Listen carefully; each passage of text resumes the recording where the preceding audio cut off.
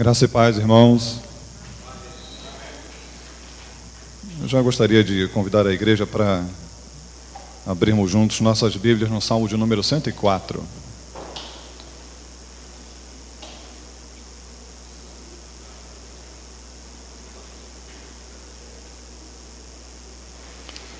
Salmo de número 104.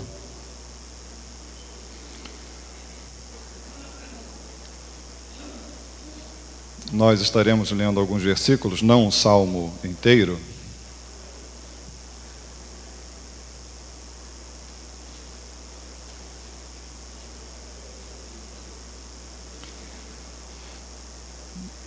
Leiamos do versículo 10 até o versículo 18. Eu vou fazer a leitura e peço à igreja que acompanhe em suas Bíblias. Subtítulo: Louvor ao Deus Criador. Este é um salmo maravilhoso, irmãos. Você lendo esse Salmo 104 aqui, ele faz uma descrição tão detalhada da natureza, que eu confesso que imagens começam a vir à mente, aquelas palavras começam a se tornar imagens. Interessante.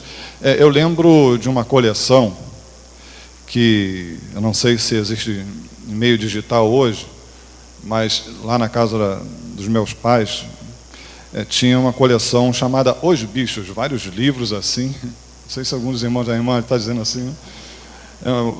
Mas eram vários livros, e livros grossos assim, e uma arte muito bonita, né? Aquilo acho que era feito à mão. A irmã que é artista, né, pode falar. Acho que aquilo era feito à mão, não sei, pelo menos a primeira arte, talvez a reprodução não, mas não eram fotos, havia algumas fotos e tinha muitas artes feitas à mão. E hoje, quando eu boto num canal ali do Discovery, da Geographic, eu não tenho muita dificuldade para conhecer aquela bicharada, porque eu já vi aquilo ali. Eu estou citando essa coleção porque eles tinham uma arte naquele texto muito interessante. Eles descreviam, né, o comportamento do animal, a natureza, de uma forma que aquilo ia criando imagens além daquelas que estavam ali no livro. Então, assim, a criatividade era estimulada pelas palavras. E é uma coisa muito interessante. Eu não pude deixar de lembrar dessa coleção quando eu li esse Salmo de número 104, né? Parece que você colocou no canal do National Geographic e você está vendo aqui, falando sobre a natureza, os animais, enfim. É um salmo maravilhoso de louvor ao nome do Senhor e que louva ao Deus Criador, né, como dissemos no subtítulo aqui. Então eu vou ler aqui do versículo 10 ao 18 apenas, e convido os irmãos a, com calma, né, meditarem, lerem esse salmo completo em casa, meditarem em cada versículo. Muito interessante esse salmo. Então, do versículo 10 ao 18, diz assim: Tu fazes rebentar fontes no vale, cujas águas correm entre os montes. Dão de beber a todos os animais do campo. Os jumentos selvagens matam a sua sede. Junto delas têm as aves do céu o seu pouso, e por entre a ramagem desferem o seu canto. Do alto da tua morada regas os montes, a terra farta-se do fruto de tuas obras. Fazes crescer a relva para os animais e as plantas para o serviço do homem, de sorte que da terra tire o seu pão. O vinho que alegra o coração do homem, o azeite que lhe dá brilho ao rosto e o alimento que lhe sustém as forças. Avigoram-se as árvores do Senhor e os cedros do Líbano que ele plantou, em que as aves fazem seus ninhos. Quanto à cegonha, a sua casa é nos ciprestes. Os altos montes são das cabras montezinhas e as rochas o refúgio dos arganazes. Deus nos abençoe pela leitura da sua palavra santa. Esse arganaz estava lá naquela coleção, né? Um ratinho, né, com rabinho comprido. Então, irmãos, é uma descrição assim maravilhosa, né? Nós vemos o salmista inspirado, falando das coisas do Senhor. onde exalta realmente o poder criativo de Deus, né, do Deus Criador, e me faz pensar que quando nós queremos atribuir tudo isso ao acaso, nós realmente perdemos a grande poesia da vida, né, a grande criação de Deus, deixamos de contemplar essa beleza, deixamos de contemplar o cuidado do Senhor, e quando jogamos isso ao acaso, quando achamos que isso é algum fruto de evolução, algum fruto de milhares de anos, nós deixamos de ver a beleza que esse texto traz para nós. Eu não entendo que o acaso possa oferecer tamanha beleza, tamanha exatidão, tamanha a arquitetura, né, da natureza para os nossos olhos. Eu não entendo que o acaso pudesse estar gerando coisas tão maravilhosas, e até mesmo contra a probabilidade matemática, esse tal de acaso não seria capaz de nada. Mas com muita vontade de se afastar da palavra de Deus, muitos homens querem usurpar, né, o poder criador de Deus e afastá-lo da sua criação e separar criatura do Criador, né? Isso é algo que nos faz perder muito, é algo que nos faz não usufruir daquilo que Deus tem para nós na sua palavra. Mas aos que creem, eles são abençoados em poder enxergar no texto da palavra de Deus o cuidado que o Senhor tem com cada criaturazinha, né? Com cada detalhezinho da natureza, desde a fonte da água, passando pelos vegetais, os animais e também chegando até o homem, o qual ele colocou ali para dominar essa criação, né, que ele colocou na terra. Louvado seja o nome do Senhor. E assim, a beleza desse salmo nos faz pensar realmente que o cuidado de Deus, ele não cessou. Aí quando nós começamos a ler, não apenas sobre evolucionismo, nós vamos ler também que há pessoas que creem que houve uma criação, mas está aí cada um por si, né? Estão abandonados, estão seguindo o curso natural das coisas, quando nós entendemos pelo texto sagrado que, na verdade, Deus cuida de cada pardalzinho. Deus cuida de cada lírio do vale. Deus cuida de cada formiguinha que está ali naquele campo. Está tudo sob o controle de Deus. Está tudo sob o controle daquele que é o Criador da vida, o Criador de todos esses sistemas maravilhosos, de toda essa biologia, de todo esse meio ambiente. Louvado seja o nome do Senhor. Deus está no controle de todas as coisas. Então nós olhamos essa linguagem mostrando o passo a passo, a criação. Tu fazes rebentar as fontes no vale, cujas águas correm para os montes, e depois fala dos animais, e fala da vegetação, e nós podemos lembrar que existe uma cadeia alimentar nisso, né? Nós sabemos que se não houver a chuva, se não houver o sol brilhando, você simplesmente não tem a vida, né? E na cadeia alimentar você vem os vegetais se alimentando da luz e da água, os herbívoros se alimentando dessa vegetação e os demais animais seguindo na cadeia alimentar. Nós, hoje pela manhã, estávamos falando de a Bíblia como a revista que trata sobre a Bíblia, que fala coisas interessantes sobre a própria Bíblia, sobre esta bênção de Deus para nós, sobre como interpretá-la, sobre como você lidar com ela. Então hoje pela manhã nós vimos também essa questão, a Bíblia como alimento. Pode parecer um tema muito simples, pode parecer uma comparação muito simplória, mas quando você começa a entrar no assunto, quando você começa a desmembrar, você começa a entender que realmente esse alimento que Deus deixou para nós, é uma questão de sobrevivência do homem, de sobrevivência da humanidade. Se nós imaginamos a humanidade hoje como ela está afetada pelo pecado, com a palavra de Deus e com a igreja, você imagina que não seria esta humanidade sem a palavra de Deus. Você imagina o que seriam os homens sem o regulamento da palavra, sem o freio moral, sem o freio ético. Seria o verdadeiro caos. Aí eu teria que concordar com a teoria do caos, seria o caos mesmo. Seria um grande caos. Nós entendemos que a graça comum de Deus alcança até aqueles que porventura nós não venhamos a apontar para ele e dizer, olha, ali vai um cristão.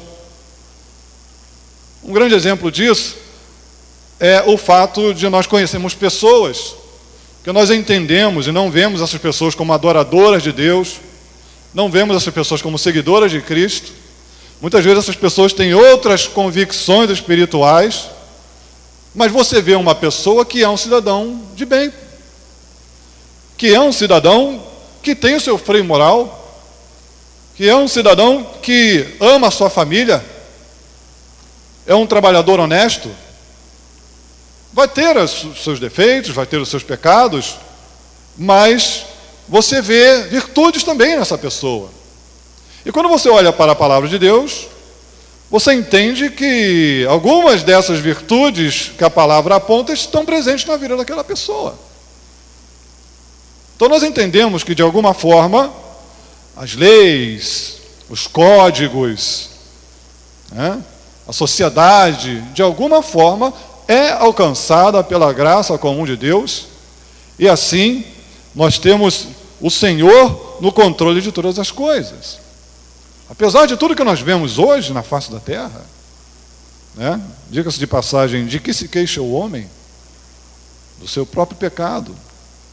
Apesar de tudo que nós vemos hoje na face da terra, sim, a palavra de Deus está presente nessa mesma face da terra.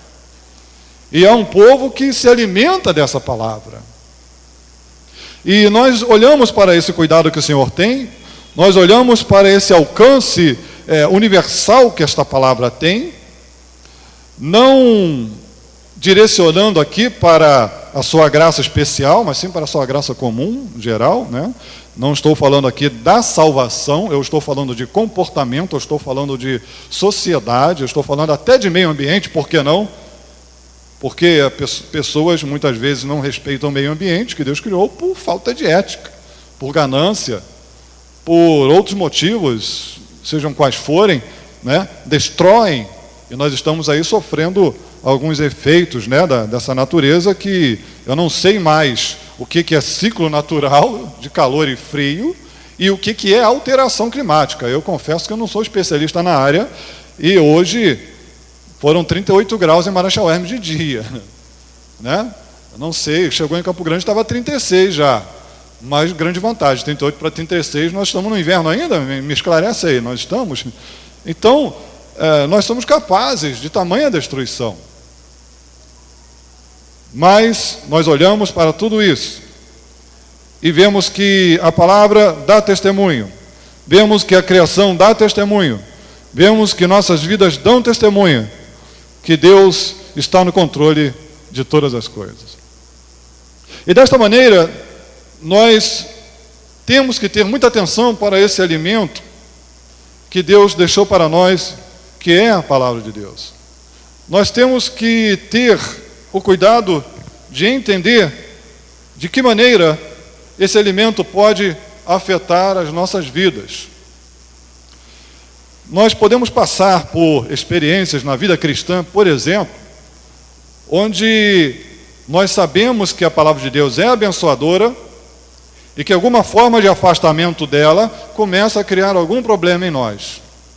Algum tipo de tristeza, algum tipo de dificuldade. Isso eu acho que algum cristão, os cristãos que têm maior caminhada possam falar disso com maior propriedade, mas quem sabe também aqueles mais jovens também possam ter tido alguma experiência desse tipo, onde a proximidade da palavra de Deus é abençoadora, e da mesma forma, o afastamento da palavra de Deus é a falta da bênção de Deus da mesma forma, né, em nossas vidas. Eu acho que eu já disse aqui uma frase judaica onde se diz que um dia que o homem se afasta da Torá, a Torá se afasta 7 dias dele, querendo significar, no meu entender, a falta que a palavra de Deus faz na vida do homem, né, e da mulher, o homem, humanidade, né, onde nós vemos o Senhor, lá no Antigo Testamento, dizendo: medita nela de dia e de noite. Ensina para as crianças, passa de geração a geração, desde a mais tenra idade até o mais idoso. Não se desvie para a direita nem para a esquerda, mas permaneça no alimento que eu estou te dando para a tua vida. E nós vemos a importância para a saúde da sociedade, para a saúde da família, para a saúde do indivíduo, quando se obedece a essa receita, né? Que vamos chamar de receita, mas essa receita alimentar espiritual que está na palavra de Deus. Quando nós olhamos para alguns problemas na própria Bíblia, no registro bíblico, nós vemos que as pessoas estão desobedecendo aquilo que Deus estabeleceu. Mais uma vez eu pergunto, do que é que nós nos queixamos? De nossos próprios pecados. E o que não é um pecado senão não alcançar aquilo que Deus estabeleceu para nós? E a maneira de nós alcançarmos aquilo que Deus estabeleceu para nós é, em primeiro lugar, conhecendo.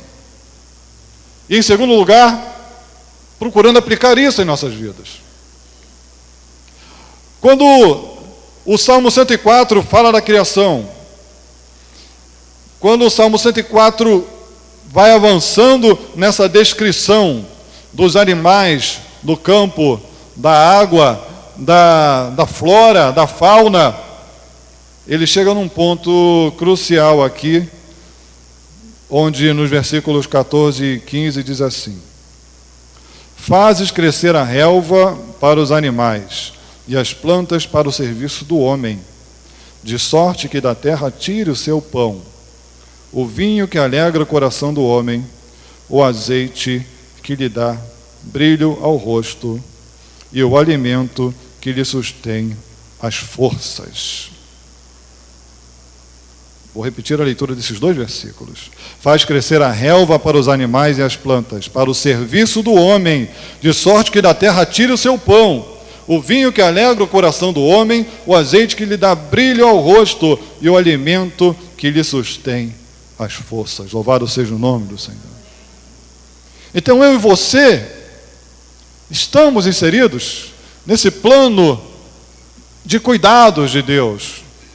Estamos inseridos nesse sistema que Deus criou, de maneira que os seus cuidados chegam até nós e nós podemos subsistir, louvado seja o nome do Senhor.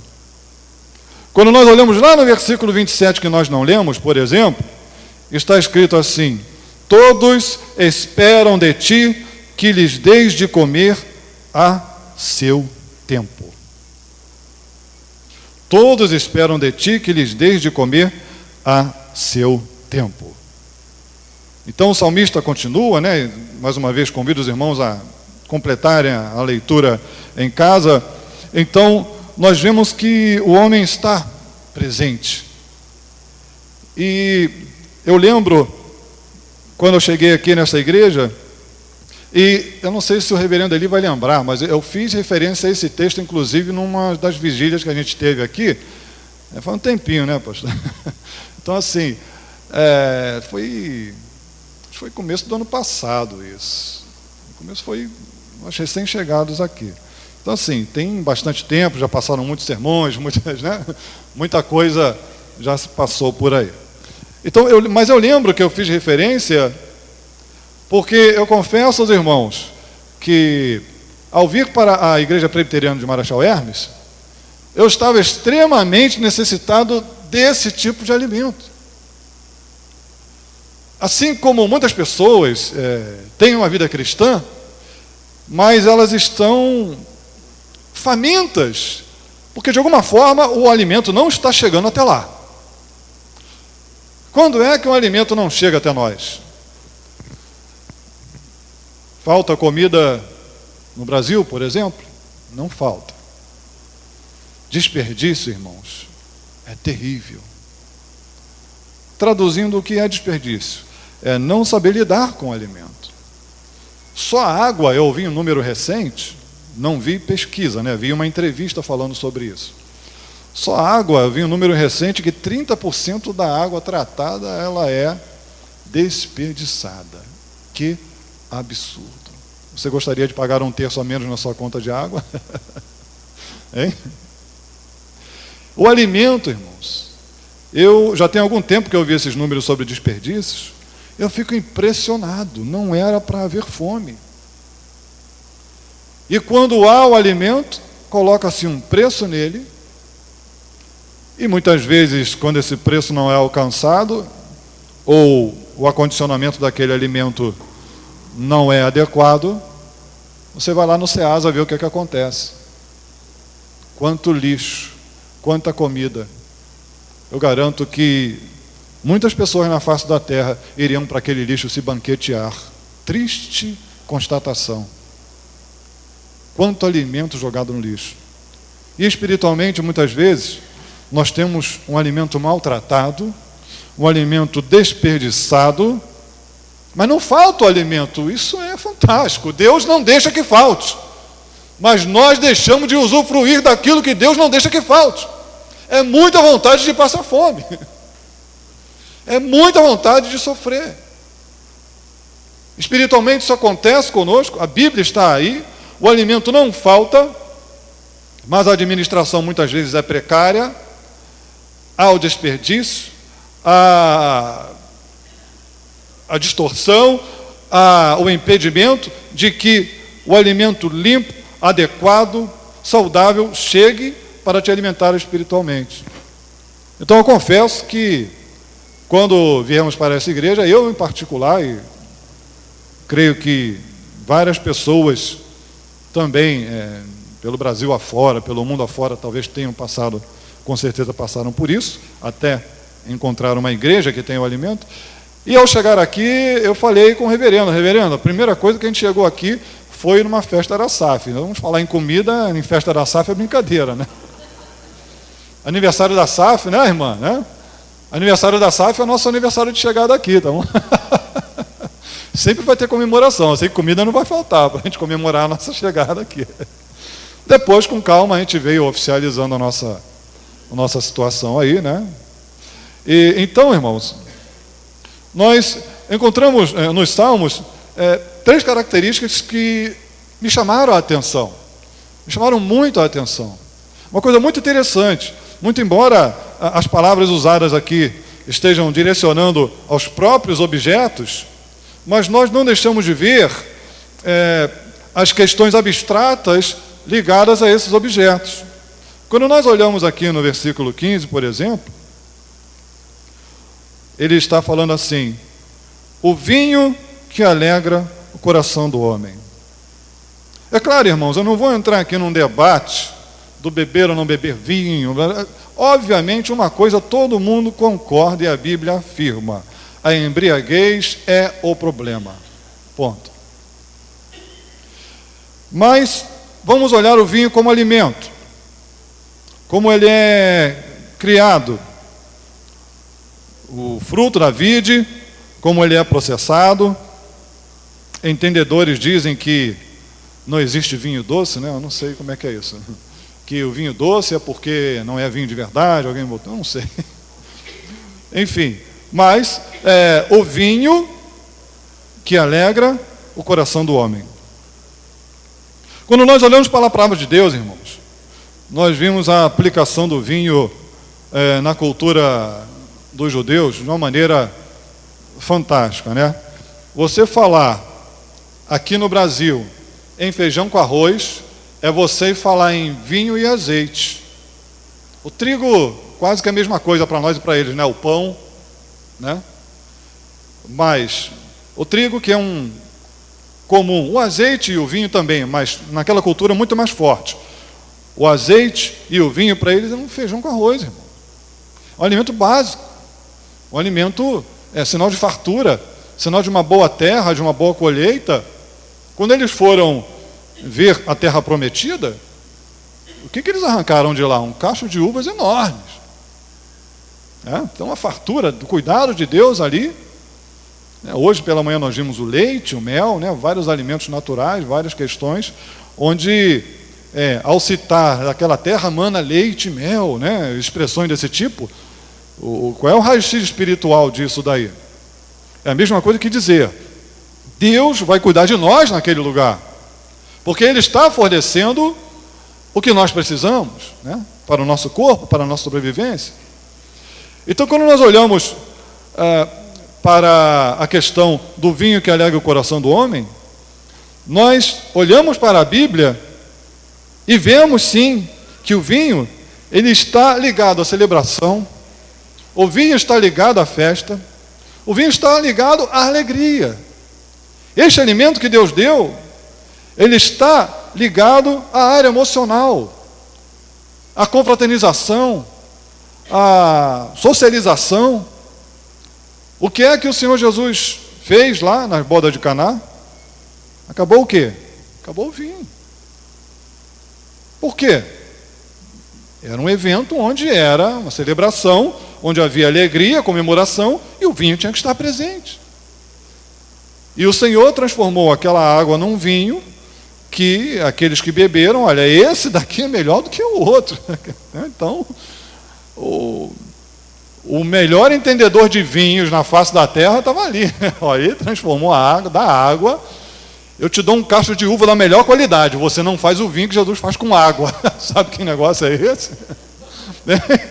Eu te dou o melhor, eu não sei muito de uva não, mas pega lá as melhores. Eu dou até duas qualidades para você. Uma uva verde e uma uva vermelha. Escolhe a melhor. Te dou todas as condições, todo o processo.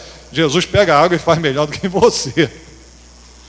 Então nós vemos que Deus cuida, Senhor, através do alimento espiritual, por que não dizer o alimento material também? Porque há quem diga que nós somos o que comemos, Os alimentos, comprovadamente, eles têm influência sobre nós, até sobre o nosso comportamento. Há alimentos que são indicados até mesmo para gerar bem-estar, E alimentos que são contraindicados, porque podem ser dificultosos para todo o sistema do corpo humano. Então, desta forma, Deus cuida através do alimento não apenas material, mas também espiritual, que é a palavra de Deus, cuida de nossas emoções. Ele traz para nossas vidas a alegria desse vinho. Hoje, nós bebemos um suco de uva, que representa esse vinho, que representa o sangue do Senhor Jesus, que foi derramado, que é um sacrifício feito por nós. Mas um sacrifício que, em primeira instância, ele gerou dor, gerou agonia de morte no Senhor Jesus. Ele gerou, a palavra desespero não se aplica, mas ele gerou o desejo mesmo de não passar por aquilo. Porém, o Senhor Jesus se submeteu à vontade do Pai. Se for possível, passa de mim esse cálice, mas não seja feita a minha vontade, mas a tua. Então nós vemos que nesse primeiro momento realmente foi muito dificultoso.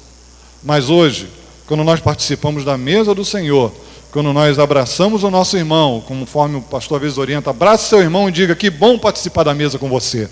Ali nós não estamos sentindo dor, ali nós não estamos sofrendo, mas estamos o quê? Nos alegrando na presença do Senhor, louvado seja Deus.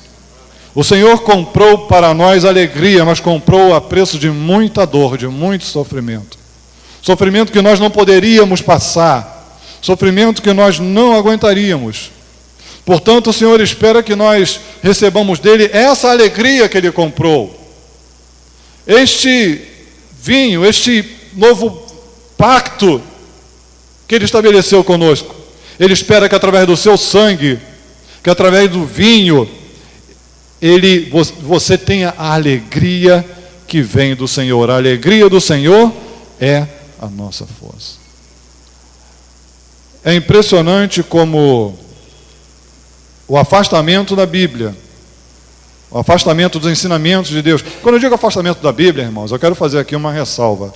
Eu não estou dizendo apenas aqui, quem lê um capítulo por dia, muito embora isso é extremamente recomendável, saudável. Talvez você não leia um capítulo, mas você tem um contato com a Bíblia, você vai ler, né, aqueles devocionais, né, aquele livrinho de devocionais que eu ganhei da irmã Naí, um livrinho devocional muito gostoso. Então, a minha esposa também me deu um devocional do reverendo Hernandes, depois também, diferente. Então, você tem diversas formas de contato. Mas eu quero dizer, irmãos, de contato com a Bíblia, com a palavra de Deus, que é você estar aqui hoje sentado. E não apenas ouvindo a verbalização dessas palavras, mas abraçando o seu irmão e vivenciando a comunhão, quando a palavra de Deus diz: como é bom e agradável viverem unidos os irmãos. Salmo 133, versículo 1. Quando você vive, quando ele fala como é bom e agradável viverem, então você está em outra instância, você não está apenas no papel, você não está apenas no celular, você está agora na vida, no dia a dia, na carne, no sangue, no osso, vivendo a palavra de Deus e abraçando e se alegrando com o seu irmão ao seu lado. Então isso também faz parte de viver a Bíblia, a palavra de Deus. Não apenas o contato do texto, o contato da leitura. Em alguns momentos, Paulo puxou a orelha da igreja, por exemplo, aos Coríntios, porque a palavra não estava sendo observada, estava afetando a comunhão.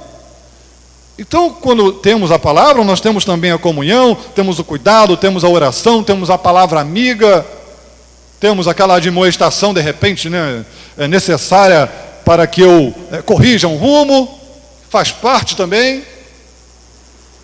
Então, isso tudo traz para nós o que? Alegria. Traz para nós o quê? O desejo de estar com o Senhor. Sabemos que a vida não é um mar de flores, um mar de rosas, mas sabemos que através desse mar nós podemos navegar com Jesus Cristo e alcançar a alegria que Ele promete para nossas vidas espirituais. Louvado seja o nome do Senhor. Nós cantamos isso hoje aqui. E eu percebi que a igreja cantou com alegria. Então eu creio que você acredita nisso. Quando fala em tempestade, sobre a tempestade voarei. Irmão, quem é que voa sobre tempestade? Se você não tiver aparelho, acabou. Esquece. Pode esperar, infelizmente, a primeira montanha que tiver. Mas se você tem os aparelhos, né, o voo nos instrumentos, a navegação pelos instrumentos, nós entendemos que você tem um auxílio de fora. Que auxílio de fora é esse? É a tecnologia sendo utilizada. É um GPS, é um satélite, é um radar. É um auxílio externo que você tem. Então, para voar sobre a tempestade, você precisa do auxílio externo do Senhor, porque a minha e a tua visão ficam turvas e nós não enxergamos um palmo na frente do nosso nariz quando nós estamos passando por problemas. Eu falo por mim. For um problema muito sério, você tem que sentar, beber uma água, porque você não enxerga um palmo. Fala: Senhor, liga o radar aí porque está difícil. Você tem que buscar a alegria do Senhor, para que ela seja a tua força. Você tem que buscar aquela alegria que o alimento espiritual pode te dar. Repito, não somente na leitura, mas na convivência, na comunhão. E se o vinho alegra o coração do homem, o azeite lhe dá brilho ao rosto. Este alimento, irmãos, de grande valor, até hoje, né? Até hoje, um bom azeite, ele é de grande valor e benéfico para a saúde, né? Cardiologista manda você consumir um pouquinho disso daí, é para o bom colesterol, enfim, aquele colesterol benéfico, né? Então, uma boa dose de azeite, ela pode ajudar a saúde, mas quando nós olhamos para esse tipo de alimento, assim como o vinho está ligado à questão da alegria, irmãos, o azeite, ele também está ligado ao quê? Quem é o Hamashia? Quem é Jesus? É ungido. É aquele que recebeu o óleo. É aquele que tem algo espiritual diferente e melhor para te oferecer. É aquele que tem a unção, a palavra seria essa. A unção, dentro do texto bíblico, é uma coisa maravilhosa. A unção fora do texto bíblico, e no século 21 está um desastre. A unção fora do texto bíblico, dentro do século 21, está um desastre. Falei 2 vezes essa frase. Mas a unção dentro da palavra de Deus, como Deus mostra o seu cuidado espiritual, o seu alimento espiritual, o seu azeite espiritual, é algo que lhe dá brilho ao rosto. Você pode entender isso de maneira que isso sustenta o teu corpo, mas você terá um semblante de maneira que as pessoas muitas vezes vão até perguntar para você: você é cristão, não é? O coração alegre aformoseia o rosto. Então, se essa alegria do vinho é benéfica para o homem, também esse azeite virá lhe dar o quê? O brilho ao rosto. Então, dentro das comparações que nós vimos hoje pela manhã, essas são também comparações factíveis, comparações possíveis. A próxima lição da escola dominical, ela vai falar sobre símbolos na Bíblia também interessantes. Ela vai falar sobre esse tipo de comparação que nós estamos falando aqui agora. E então, se você tem o cuidado do seu emocional, esse azeite, ele poderá simbolizar também o cuidado do espiritual. O azeite, o óleo, a unção, muitas vezes está ligado à presença de Deus na minha e na tua vida. E não somente ungindo, mas se você bota lá na lamparina, você acende e está simbolizando a presença de Deus, o candelabro aceso. Não pode faltar o azeite naquela lamparina, ela tem que continuar acesa, não é isso, nosso professor, nosso reverendo? Tem que continuar aceso, o candelabro não pode apagar, não pode faltar o óleo. E este cuidado espiritual de Deus não pode faltar para nossas vidas, de maneira que esse azeite pode ser bom para o corpo. E nós, olhando o que ele simboliza em muitos textos bíblicos, nós entendemos que a presença do Espírito Santo de Deus, ela é essencial na minha e na tua vida, através desse alimento que é a palavra de Deus. E se o Senhor cuida do meu emocional, Ele cuida do meu espiritual, Ele cuida, sim, do meu corpo. Onde, no versículo de número 15, diz: e o alimento que lhe sustém as forças. O alimento que lhe sustém as forças. Nós não podemos deixar de ver o cuidado que Deus tem comigo ou com você. Nós entendemos, sim, que o Senhor cuida de cada um de nós e não deixa sequer faltar o alimento material. Quando nós olhamos para a palavra de Deus, nós vamos ver, por exemplo, Tiago falando: olha, você pode cuidar do espiritual do teu irmão, mas se você disser vá em paz e não lhe der pão para comer, vai ficar faltando. Isso é exatamente a prova de que nós temos uma palavra aplicada para nós e uma palavra que jamais pode ser aplicada a Deus: necessidade. Eu e você somos totalmente necessitados. Eu e você temos que nos alimentar todos os dias. Eu e você temos que tomar o café da manhã, temos que almoçar, jantar, e aquele que não consegue tem que dar um jeitinho de ter uma refeição melhorzinha durante o dia e, de repente, alguma coisa para não ir dormir com fome quando possível, porque muitos têm que, equilibrar-se para não faltar o alimento no seu orçamento dificultoso, mas nós somos necessitados. E Deus cuida de nós. Deus deixou para nós uma lembrança a cada dia que nós somos necessitados dele. Mas ele deixou para nós também uma bela constatação: Ele não deixa faltar o cuidado para o nosso corpo, o cuidado para nossas vidas, louvado seja o nome do Senhor. Não falta. Poderíamos escolher aqui testemunhos e ficar aqui numa vigília de pessoas que, eu tenho certeza que aqui há casos assim, em momentos de dificuldade, veio o socorro. Mas isso daqui não tinha que estar no meu contra-cheque. Ah, não, é porque está lá, está certinho, não é nada que não seja seu, não. A empresa estava te devendo. Ponto, está lá.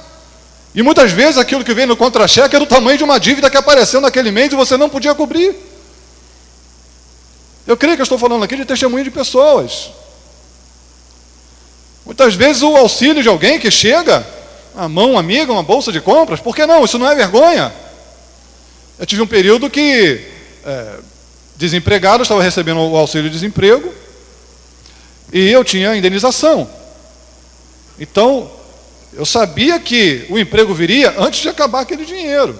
Acho que eu já contei essa história aqui, né, para resumir. O dinheiro que sobrou, eu comprei um Fusca, porque não dava para comprar o carro que eu queria, comprei um Fusca. Aquele Fusca foi o símbolo do cuidado de Deus. Por quê? Ah, mas é um Fusca, irmão, Deus cuidou de você com um Fusca? Deus cuidou de mim, por quê? Quando o dinheiro estava acabando, Deus abriu a porta de emprego e eu fui trabalhar.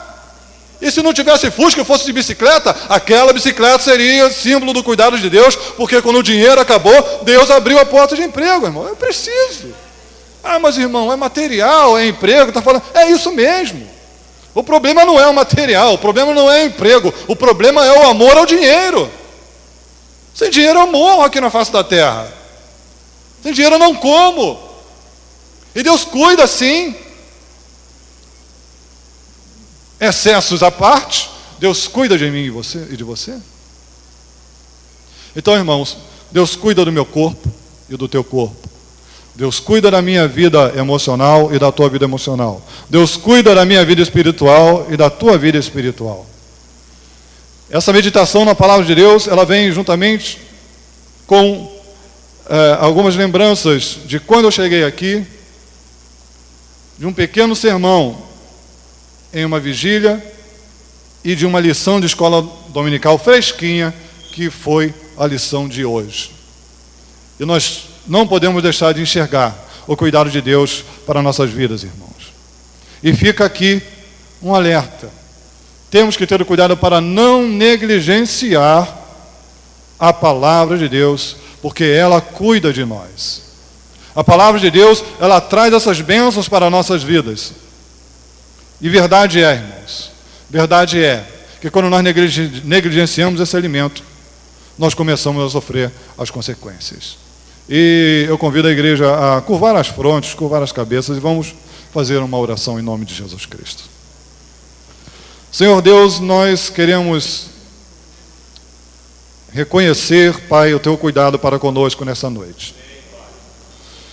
Queremos reconhecer que podemos, em algum momento, até não enxergar um palmo na nossa frente. Podemos passar pelo meio da tempestade, olhar para a panela vazia, olhar no espelho, ver a falta de alegria e também meditar e perceber que está faltando até mesmo a alegria espiritual. Mas nós queremos declarar, Senhor, que a despeito da nossa miopia, da nossa dificuldade, dos nossos pecados, nós confiamos em Ti. Nós sabemos que nos queixamos dos nossos próprios pecados, mas sabemos também que há um em quem não há pecado, que morreu na cruz por nós. E assim fazendo, Ele nos fez filhos teus, adotados em Cristo. Nós somos hoje chamados filhos de Deus. E é o mesmo Deus que nós acabamos de ler, as maravilhas que Ele criou, as águas, os vegetais, os animais, os alimentos, e um Deus que possui tantas maravilhas, não deixa os seus filhos padecerem necessidade. Nós que somos maus sabemos dar coisas boas aos nossos filhos. O Senhor que é amor infinito, misericórdia, saberá perfeitamente cuidar de nós, na nossa fraqueza, na nossa necessidade. Entra na vida de cada um, Senhor, com o alimento espiritual. Entra na vida de cada um com o alimento material, emocional. Cuida de nós, Senhor. Somos totalmente necessitados e incapazes de continuar sem Ti. Tem misericórdia de nós. Ajuda-nos, Senhor. Alimenta-nos, Senhor. Dá-nos da Tua alegria. Dá-nos da Tua unção a cada dia. Dá-nos força para continuar. O Teu alimento é preciosíssimo para nós. Nós reconhecemos e em nome de Jesus Cristo queremos Te agradecer. Amém.